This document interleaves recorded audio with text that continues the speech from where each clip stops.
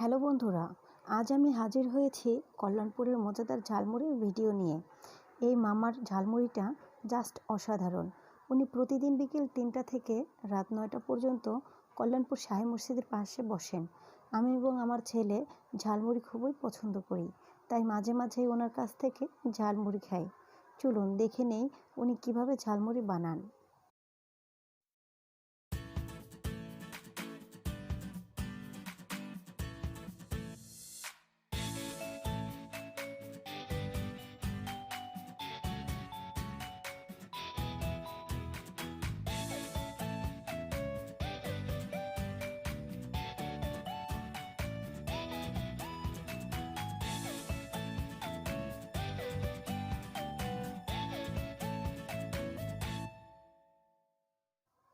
তো বন্ধুরা, আপনারা যারা আমার মতো ঝালমুড়ি পছন্দ করেন অবশ্যই কমেন্টস করে জানাবেন।